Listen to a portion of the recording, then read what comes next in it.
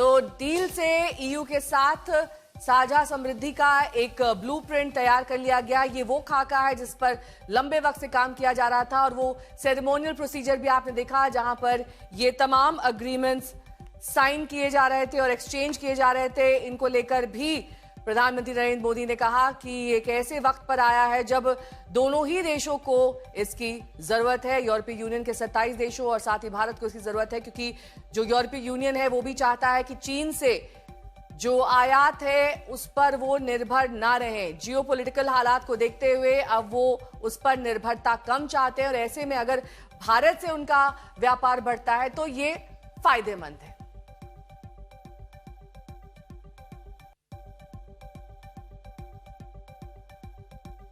European union के 27 देशों के साथ भारत ये एफटीए कर रहा है। यह एक ऐतिहासिक समझौता हमारे किसानों, हमारे छोटे उद्योगों, इसके यूरोपियन मार्केट तक पहुंच आसान बनाएगा, मैन्युफैक्चरिंग में नए अवसर पैदा करेगा और हमारे सर्विसेज सेक्टर के बीच सहयोग को और प्रबल करेगा। इतना ही नहीं, यह एफटीए भारत और यूरोपियन यूनियन के बीच इन्वेस्टमेंट को बूस्ट करेगा, नई इनोवेशन पार्टनरशिप बनाएगा और वैश्विक स्तर पर सप्लाई चेन को मजबूत करेगा। यानी यह सिर्फ ट्रेड एग्रीमेंट नहीं है, यह साझा समृद्धि का नया ब्लूप्रिंट है। फ्रेंड्स, इस महत्वाकांक्षी एफटीए राष्ट्रों के संबंधों में कभी कभी ऐसा क्षण आता है जब इतिहास स्वयं कहता है यहीं से दिशा बदली, यहीं से एक नया युग शुरू हुआ। भारत की और यूरोपियन यूनियन की यह ऐतिहासिक समिट वही क्षण है। फ्रेंड्स, आज ग्लोबल ऑर्डर में बड़ी उथल-पुथल है। ऐसे में भारत और यूरोपियन यूनियन की साझेदारी अंतर्राष्ट्रीय सिस्टम में स्थिरता को मजबूती देगी। इस संदर्भ में आज हमने यूक्रेन, पश्चिमी एशिया, इंडो पैसिफिक सहित कई वैश्विक मुद्दों पर विस्तार से चर्चा की। मल्टीलेटरलिज्म और इंटरनेशनल नॉर्म्स का सम्मान हमारी साझी प्राथमिकता है। हम एकमत है कि आज के चैलेंजेस का समाधान करने के लिए ग्लोबल इंस्टीट्यूशंस का रिफॉर्म अनिवार्य है। तो प्रधानमंत्री नरेंद्र मोदी को सुन रहे थे आप। एफटीए एग्रीमेंट के बाद साझा प्रेस कॉन्फ्रेंस में प्रधानमंत्री ने कहा कि ये साझा समृद्धि का ब्लूप्रिंट तैयार हुआ है। मेरे सहयोगी चेतन इस वक्त जुड़ गए हैं तमाम जानकारी के साथ सीधे हैदराबाद हाउस से। ये जो साझा सहयोग की बात, साझा समृद्धि की बात यहां पर प्रधानमंत्री कह रहे हैं, ये यूं ही नहीं है, क्योंकि सर्विसेज सेक्टर में, गुड सेक्टर में, दोनों सेक्टर्स में यूरोपीय यूनियन के 27 देशों और भारत को फायदा होने वाला है। और साथ ही उन्होंने जिस बात को सबसे ज्यादा स्ट्रेस किया वो ये था कि ग्लोबल ऑर्डर जिस तरीके से बदल रहा है, ऐसे में ये सहयोग, ये एफटीए एग्रीमेंट सही समय पर आया है। चेतन जी बिल्कुल, देखिए 5 बड़ी बातें। प्रधानमंत्री जो बोला कि ये ग्लोबल ऑर्डर है और जो जिस समय पे एक नई दिशा मिलेगी इंडिया के ग्लोबल इकोनॉमिक पाथवे को, वो अब से शुरू होता है एफटीएस के साथ, जो इंडिया ने आज ईयू के साथ कंप्लीट किया। सबसे बड़ी बातें 5 बड़े पॉइंट्स में दर्शकों को बता दूं। 90% से ज्यादा ईयू प्रोडक्ट्स पर ड्यूटी कम है या जीरो हो गई है। यूरोपियन लग्जरी गाड़ियां अब देश में सस्ती मिलनी शुरू होंगी कुछ समय बाद। इंडियन फैक्ट्रीज को यूरोपियन मशीनरी मिलेगी, वो भी सस्ते या आधे रेट पे। बैंकिंग और शिपिंग जैसी सर्विसेज ओपन होंगी, जिसका मतलब ये है कि भारतीय बाजारों में अब यूरोपियन बैंक्स आएंगे जो कि काफी कस्टमर्स को अच्छे रेट पर, ब्याज दरों पर लोन दे सकते हैं। बैंकिंग एंड एफडीआई भी खुलेगी और ग्लोबल बैंक्स जब हिंदुस्तान में आएंगे तो डेफिनेटली बैंकिंग सेक्टर को बहुत बड़ा बूस्ट मिलेगा। दूसरी चीज, आपके पास मैं लौटूंगी। हर्षासी शरद कोहली जी भी हमारे साथ जुड़ गए हैं। शरद जी, जिस तरीके से एफटीए को 18 साल लग गए, कार्यान्वित होने में अभी 5-10 साल और लग जाएंगे, ऐसे में ये सही समय है या फिर there is never a right moment, ये कह सकते हैं? नमस्कार नेहा, आपको और आज तक के सभी दर्शकों को। मुझे लग रहा है कि 19 साल लगे, इसमें कोई दो राय नहीं है। पर कुछ हद तक हमें इसमें डोनाल्ड ट्रंप को भी धन्यवाद करना चाहिए, कुछ हद तक, क्योंकि जो उनकी नीतियां रही हैं वो बाकी के देशों को, अंग्रेजी में शब्द होता है हडल, बाकी के देशों को एकजुट करने में काफी हद तक मदद मिल रही है। आज हर देश ये सोच रहा है कि मैं कैसे दूसरे देश से डील करूं, कि अमेरिका से आने वाला जो ये सारा टैरिफ का गेम है इसको मैं कैसे बाईपास कर चुका। जो यूरोपियन यूनियन भी उससे प्रताड़ित है। भारत के ऊपर पहले ही हमने देखा 50% लगे हैं। ईयू इंडिया की डील, मुझे लगता है $188 बिलियन का हमारा अभी बायलैटरल ट्रेड होता है। अगले 5 साल में मैं इसको करीब 200 से 250 बिलियन डॉलर के बीच में जाता देखता हूँ। अगर भारत का 93% सामान नेहा बिना टैरिफ के यूरोप में पहुंचेगा, तो हम जो चीन का, जिसका दबदबा था आज तक यूरोप में, चीन यूरोप में भर भर के सामान बेचता था, हमारा सामान वहां नहीं बिक पाता था क्योंकि टैरिफ लगने के बाद वो कॉम्पिटिटिव नहीं रह जाता था।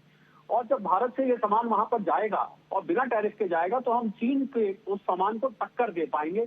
बहुत लंबी लिस्ट है, टेक्सटाइल्स है, लेदर है, फुटवेयर है, केमिकल्स है, फार्मास्यूटिकल्स। ठीक है, वो एक लंबी सूची है, वो शरद जी हम दिखा भी रहे हैं, लेकिन सर्विसेज सेक्टर को कैसे फायदा होगा, इस पर अगर आप कुछ रोशनी डाल सके, क्योंकि लगातार दोनों हेड्स की तरफ से यही कहा गया कि सर्विसेज को भी बढ़ावा मिलेगा, डिफेंस में इससे सहयोग मिलेगा। बिल्कुल, सर्विसेज सेक्टर में देखिए, भारत के जो टेक प्रोफेशनल्स हैं वो वहां जाकर अमेरिका में जो उनका अमेरिकन ड्रीम था, अमेरिकन सपना, वो साकार नहीं हो पा रहा था क्योंकि वहां पर अब रिस्ट्रिक्शंस लग गए थे। अब भारतीय टेक प्रोफेशनल्स वहां जाके काम कर पाएंगे। भारत की जो आईटी सर्विसेज कंपनीज है वो जिस प्रकार से अमेरिका में उन्होंने अपना बेस बनाया हुआ है, इस प्रकार से वो यूरोप में अपना बेस बना पाएंगे। इमिग्रेशन आसान हो जाएगा।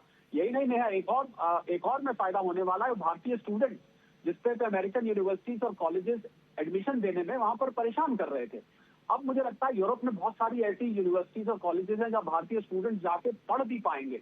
तो कुल मिला के सर्विसेज सेक्टर हो, गुड्स ट्रेडिंग सेक्टर हो, चारों तरफ फायदा होगा। 1/4 हिस्सा दुनिया की जीडीपी का इन दो रीजन और देश से आता है। 1/3 ट्रेड इसमें किया जाता है। मुझे लग रहा है बहुत बड़ा ये कदम है, और इस कदम से अभी भारत में एक आम आदमी को लग रहा होगा शायद हमारे लिए इसमें क्या है, पर धीरे धीरे करके इसको अभी यूरोपियन पार्लियामेंट रेटिफाई करेगी। इसका प्रोसेस होता है, सीधा ऐसा नहीं कि कल से हम एक्सपोर्ट करना शुरू कर देंगे। कुछ हफ्ते, कुछ महीने लग सकते हैं, परंतु हम उस ओर अग्रसर हो चुके हैं। आने वाले कुछ महीनों में, बल्कि 1 साल में आपको इसका असर दिखेगा।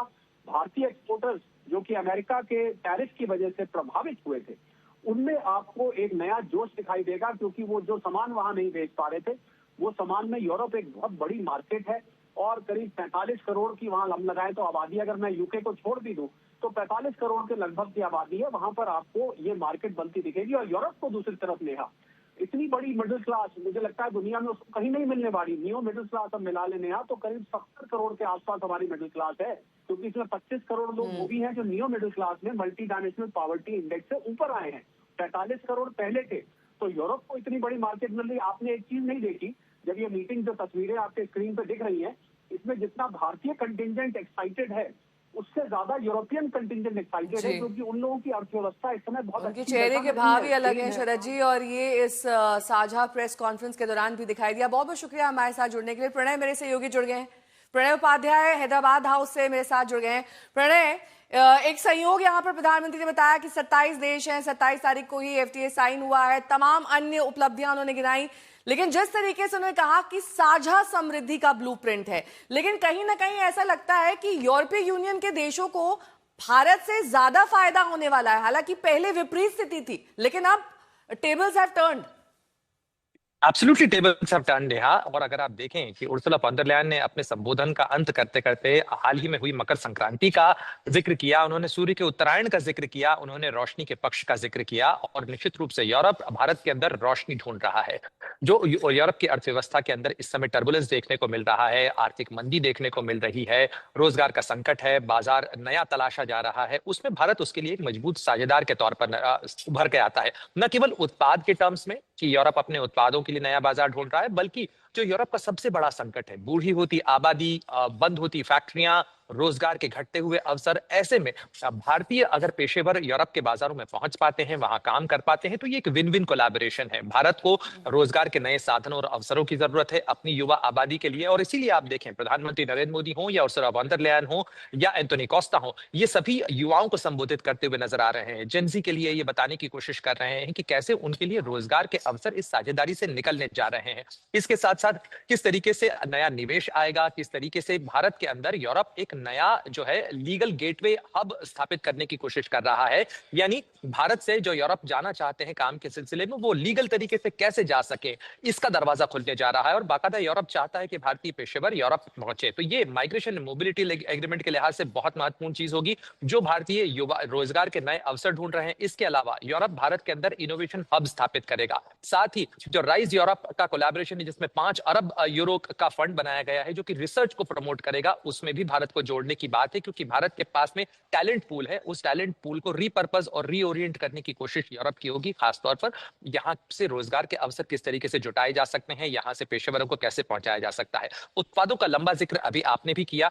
बहुत सारे ऐसे उत्पाद हैं जिनके अंदर यूरोप के जो उत्पाद हैं उनके लिए भारत एक बहुत बड़ा बाजार हो सकता है। लेकिन निश्चित रूप से चूंकि कोई भी साझेदारी जब होती है तो उसमें दोनों का फायदा होना चाहिए। लेन और देन से ही कारोबार चलता है। तो भारत लेगा क्या? भारत लेगा तकनीक, भारत लेगा निवेश, भारत लेगा जो यूरोप से आने वाले फाइन प्रोडक्ट्स हैं वो। उसके साथ साथ भारत देगा क्या? भारत यहाँ से अपना मानव संसाधन देगा, भारत के पेशेवरों के लिए वहां मौके मिलेंगे। साथ ही भारत के जो उत्पाद हैं, चाहे वो टेक्सटाइल हो, जेम्स एंड ज्वेलरी हो, लेदर हो, केमिकल हो, इन सब चीजों के लिए यूरोप के बाजारों के अंदर जो टैरिफ बैरियर्स हैं वो कम हो जाएंगे, यानी भारत के उत्पाद ज्यादा बेहतर तरीके से यूरोप के बाजारों में तक पहुंच पाएंगे, ज्यादा बेहतर तरीके से बेच पाएंगे। निश्चित रूप से इसका फायदा भारत के उन तमाम उत्पादकों को होगा। सवाल है, जब 25% टैक्स अमेरिका द्वारा लगाया गया और ट्रंप ने कहा कि उसके बाद फिर से हम 25% टैक्स लगा रहे हैं, ऐसे कौन से वो कॉमन प्रोडक्ट्स हैं जो हम अमेरिका में निर्यात करते हैं, अब वो डाइवर्ट करके हम ज्यादा फोकस यूरोपीय यूनियन के देशों पर कर सकते हैं ताकि हम उस टैरिफ से कम बच सकें? कौन से वो प्रोडक्ट्स हैं जिन पर अब फोकस रहने वाला है और वो ग्लोबल ऑर्डर को थोड़ा शिफ्ट भी करेंगे? देखिए, जिस तरीके से हम भारत के लेबर इंटेंसिव प्रोडक्ट्स की बात करें, यानी गुजरात के क्षेत्र में बनने वाले सूरत हो चाहे अहमदाबाद हो, वहां का जो जेम्स एंड ज्वेलरी सेक्टर है, जो कि अपना बड़ा हिस्सा उत्पाद निर्यात कर रहा था अमेरिका के बाजार के अंदर, चूंकि टैरिफ बढ़ने के कारण उस पर असर पड़ा। या हम बात करें टेक्सटाइल सेक्टर की, इस टेक्सटाइल सेक्टर से भारत का बड़ा जो क्षेत्र है वो जुड़ा हुआ है, भारत के बहुत सारे लोग जुड़े हुए हैं। चूंकि टेक्सटाइल का करीब $6 बिलियन का ट्रेड जो है वो यूरोप के बाजार के अंदर माफ कीजिएगा, करीब $15 बिलियन का जो ट्रेड है वो अमेरिका के बाजार में हो रहा था। अब उस ट्रेड के अंदर जो कमी आई है, जो उसके ऊपर असर पड़ा है, उसको नलिफाई करने के लिए या उसके असर को एक शॉक एब्जॉर्बर की तरह ये एफटीए काम कर सकता है। हालांकि जैसे तमाम एक्सपर्ट्स भी कह रहे हैं, इसमें थोड़ा वक्त लगेगा। ऐसा नहीं है कि आज ये इसका अनाउंसमेंट हुआ है तो कल से एक्सपोर्ट के दरवाजे खुल जाएंगे, लेकिन एक रास्ता बन चुका है। उस रास्ते को तैयार किया जा चुका है कि अब इस रास्ते से वो काम और कारोबार की चीजें जा सकेंगी। साथ ही केवल यहां तक का मामला नहीं है। आपने प्रधानमंत्री मोदी का अगर संबोधन सुना हो नेहा, तो उसमें उन्होंने कहा कि भारत और यूरोप मिलकर आईमैक को भी कामयाब करेंगे, उसको एक प्रॉस्पेरिटी का कॉरिडोर बनाएंगे। आईमैक यानी India middle east economic corridor. Bharat और यूरोप केवल ये साझेदारी नहीं करने जा रहे हैं, बल्कि इस रास्ते में आने वाले इंडिया और मिडिल ईस्ट के जो तमाम देश हैं वो भी इसके साझेदार होंगे। यानी इस प्रॉस्पेरिटी की रोड के ऊपर सबके हिस्से के अंदर जो है वो विकास भी आएगा और संपन्नता और समृद्धि भी आएगी। ठीक है, करिश्मा अभी मेरी सहयोगी जुड़ गई हैं बिजनेस टुडे से। करिश्मा, ग्लोबल सप्लाई चेन की कैसे तस्वीर बदलेगी एफटीए से? जी नेहा, ये ऐसे टाइम पर आ रहा है जहां पर हमारे रिलेशनशिप यूएस के साथ बहुत ही सेंसिटिव पॉइंट पर खड़े हुए हैं, और ग्लोबल सप्लाई चेन में इसका सबसे महत्वपूर्ण जो सबसे सिग्निफिकेंट पॉइंट रहेगा वो रहेगा कि इंडिया और एशिया पैसिफिक वाया इंडिया के जरिए एक्सेस मार्केट खुल जाएगा, ताकि वो दूसरे नेशंस को भी आसपास export and import and trade facilitation कर पाए। ईयू से जो हम सबसे ज्यादा प्रोडक्ट्स डाइवर्सिफाई करेंगे वो वही है जो हम यूएस के साथ नहीं कर पा रहे हैं 50% टैरिफ की वजह से। टेक्सटाइल्स ले लीजिए, फुटवेयर ले लीजिए, पैरेड ले लीजिए, जेम्स एंड ज्वेलरी ले लीजिए, ये जो सारे सेक्टर्स हैं जिन पर 50% का अभी टैरिफ लगा हुआ है, ये अगर अब ईयू जाएंगे समझे 8 से 9 महीने के बाद से, तो ये एक बेनिफिट हो गया सिर्फ इंडियन एक्सपोर्टर्स को भी नहीं, लेकिन एक पूरे एशिया पैसिफिक मार्केट को, क्योंकि हमारी जो रूट है ग्लोबल सप्लाई चेन की वो सारी बदल जाएगी। प्रणय भी जुड़े हुए हैं। प्रणय, कौन से ऐसे प्रोडक्ट्स हैं, क्या कुछ डिटेल्स सामने आई हैं जिन पर 90% टैरिफ कम होगा, कुछ पर 100% कम हो जाएगा? कुछ डिटेल्स मिल रहे हैं? देखिए, इसमें सबसे बड़ा जो लाभ मिलने जा रहा है, जो भारत के लेबर इंटेंसिव जो प्रोडक्ट्स हैं, चाहे वो जेम्स एंड ज्वेलरी हो, लेदर हो, टेक्सटाइल हो, फार्मा हो, इसके अंदर जो टैरिफ बैरियर्स हैं वो काफी कम किए जाएंगे।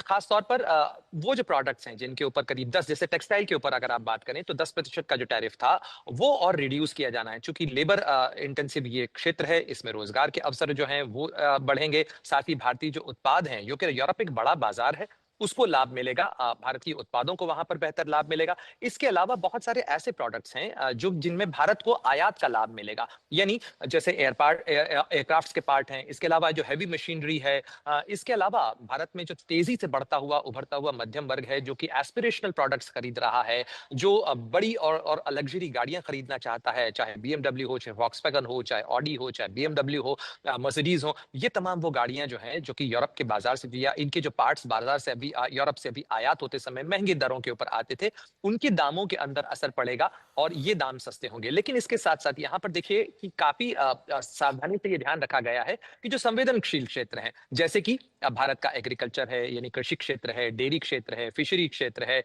जहां पर एक बड़ी संख्या में आबादी भी निर्भर है और साथ ही उसकी अपनी वल्नरेबिलिटी है, तो उनको प्रोटेक्ट किया गया है। यानी एग्रीकल्चर सेक्टर को, डेयरी सेक्टर को इस FTA से फिलहाल बाहर रखा गया है। इसके अलावा ऑटोमोबाइल सेक्टर के अंदर भी जो छोटी और मझौली गाड़ियां हैं उनका ध्यान रखा गया है। यानी फिलहाल जो टैरिफ लाइंस हैं वो इस तरीके से डिजाइन की गई हैं कि इसके अंदर जो बड़ी गाड़ियां हैं, जो लग्जरी गुड्स हैं, उनके लिए तो निर्यात के लिए कुछ उनके लिए जो आयात का शुल्क है वो तो कुछ कम होगा, टैरिफ बैरियर्स कम होंगे, लेकिन जो भारतीय उत्पादकों की जो छोटी और मझौली गाड़ियां हैं उनके ऊपर असर कम से कम पड़ेगा और ये भी फेज्ड मैनर में होगा, एक झटके में नहीं होने जा रहा है। इसके अलावा जो जो फ्रेंच के माफ कीजिएगा, यूरोपियन जो मार्केट से आने वाली वाइन्स हैं, स्पिरिट्स हैं, उनके लिए भारत के अंदर बड़ा बाजार खुलने जा रहा है, तो उस लिहाज से काफी महत्वपूर्ण होगा।